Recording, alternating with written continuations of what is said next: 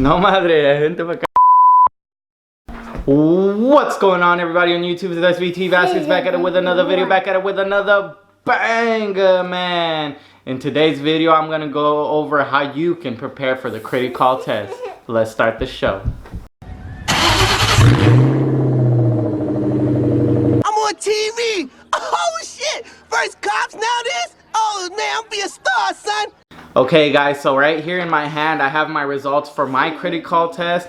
And my Criticall Test was, I was told by the department, one of the hardest Criticall tests in the area. It consists of 12 modules, and I won't be telling you guys exactly the answers or what exactly is on the Criticall Test. Okay guys, so a lot of the Criticall Test videos that I saw on YouTube, they weren't really too helpful, I want to say, because a lot of them told you can't really prepare for a Criticall Test. You just have to go in there well rested and with an open mind and just take the test. But I'm here to tell you that there are ways that you could prepare for a Criticall Test. So now I took the Criticall Test maybe about a month ago, so it's still pretty fresh in my mind. And I didn't pass my test, but I only failed it by one module, and I'll share with you guys what module that is. Everything I passed with pretty good scores, actually. So I have my results here, and I won't be sharing the answers with you guys, but I will be telling you how to prepare for the test and what to expect in your Criticall Test. So first of all, I would say being comfortable with a computer is very important for your Criticall Test, because the whole complete test has to do with you entering information that you hear from a headset into a computer. So feeling comfortable with a keyboard and mouse is very important.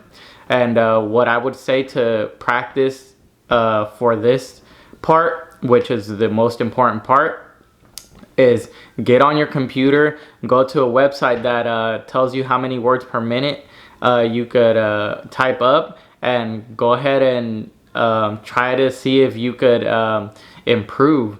So I would highly recommend that, as well as clicking around the monitor itself. You could play games like solitaire, just grabbing and dropping, because you're gonna be have to have good reflexes with your mouse, and you're gonna have to be able to click different parts of the screen fairly quickly and to enter data. So the first part is gonna be your decision making. They're gonna give you scenarios where you dispatch either fire department, medical, police, or utilities. And these are going to be scenarios like you see smoke coming from a house. Who do you call? Call the fire department. You see a person attacking someone with a knife. You call the police department. You see a vehicle accident and the person isn't responsive. You call the medical department. You see a electrical line go down. You call the utilities. So it's very straightforward things like that for your decision making. Don't give it any more thought. The next module is going to be data entry. So you're going to be listening to calls coming in, and you're going to be putting down information. So the person on the call is going to be telling you their name, their address, if it involves a vehicle, they could tell you the VIN number, they could tell you the license plate number, they could tell you the phone number, or they could tell you important information that you should pass on to the person that's going to respond to this call. So there's a spot at the end that says notes. There's different boxes that you're supposed to enter the information, like the name, the address, the phone number, things like that. So that's what I mean by being able to click around the screen fairly quickly, because they could go from telling you the name just straight to telling you the license plate number to telling you the address, and you're gonna have to click around to get to these boxes and enter the information before the information passes and you don't even know what the person said. So that was module 2. The third module is call summarization. So you're gonna listen to a complete story, a complete call, and you're gonna have to get the meat and potatoes from the call pretty much. So they're gonna tell you the whole story, and sometimes it involves things that aren't even pertinent to the emergency. They're just a person talking. So you're gonna need to take the importance of the call, plug it in, and decide what the person's actually telling you. So that goes into the fourth module as well. You're gonna do the same thing, but this time you're gonna decide what was the most important part of this call. Was it maybe a license plate with the color of the car and the location, or whatever it may be. So module 5 is going to be cross-referencing. So they give you a whole list of names, phone numbers, and address. And the most difficult part about this is that you're going to have to, for example, if they say, give me the phone number for Smith. So everything is bunched up together and you're going to find Smith. There is only going to be one Smith, so you're not going to get lost.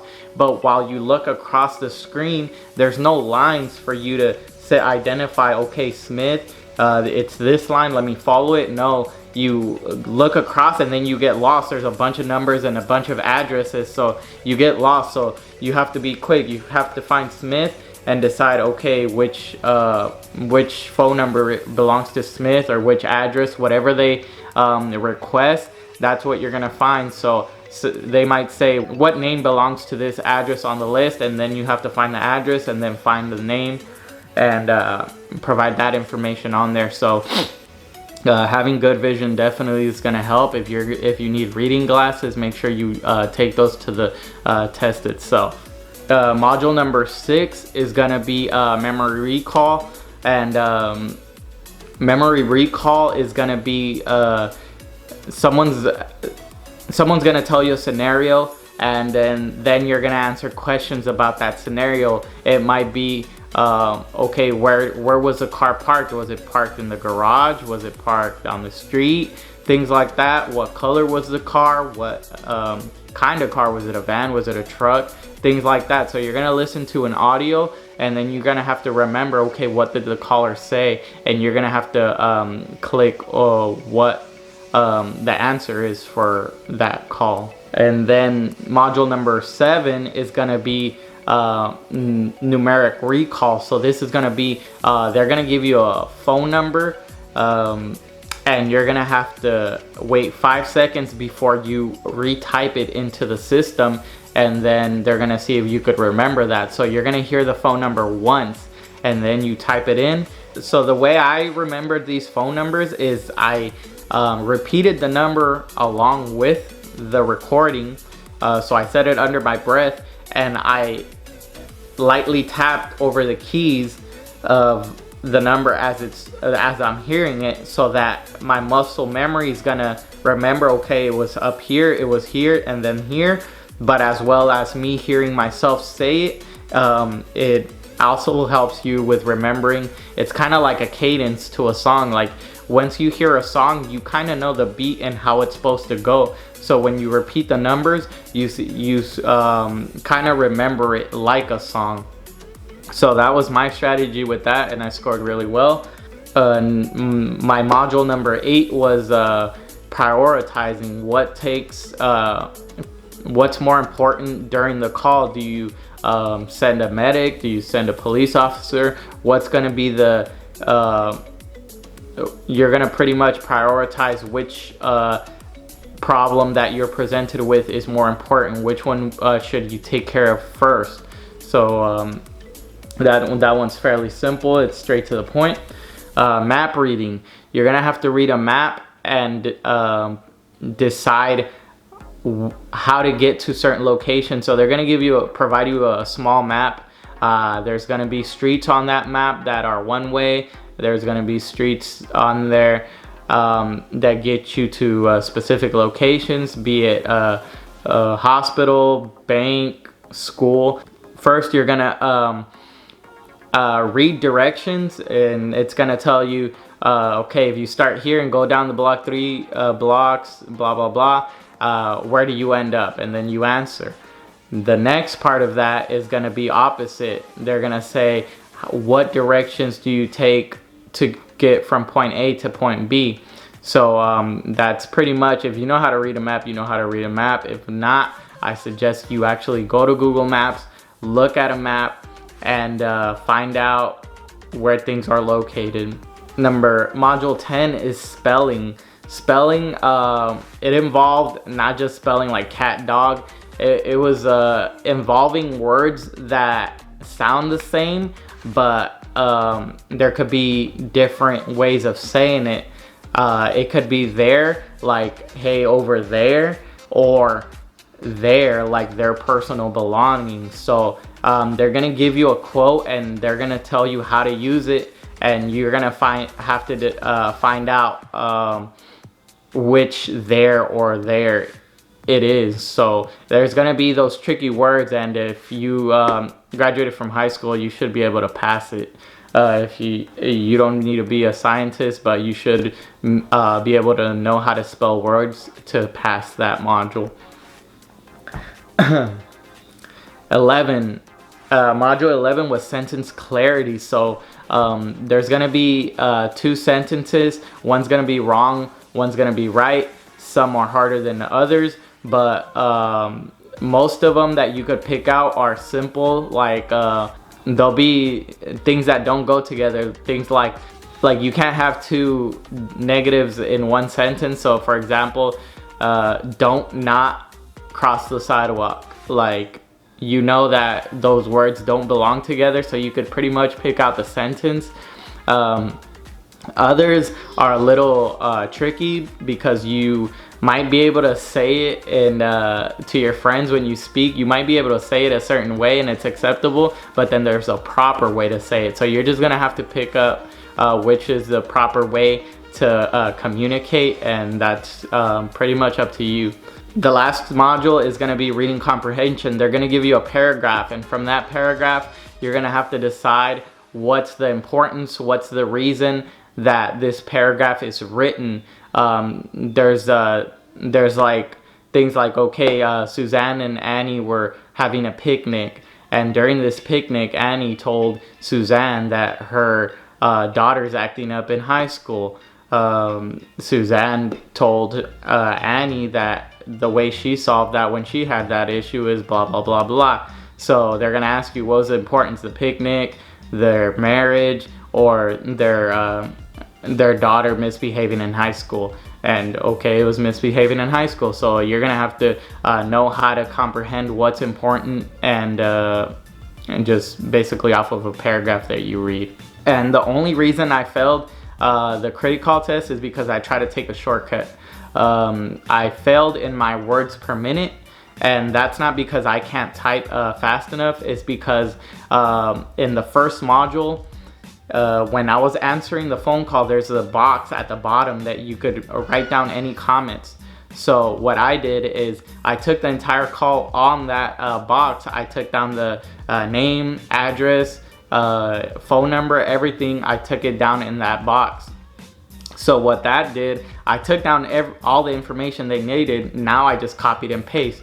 But while I was copying and pasting and putting things in their corresponding box, I had to, it was still taking time from my words per minute. So after the call was done, the clock was still running. So it made it seem like I wasn't typing fast enough. And that's the only reason I failed my Criticall test, or else I would have passed it. And it's not a good thing, and it's not a bad thing for me. I'm still a student, so I am currently in college, and emergency responder wasn't my end-all be-all.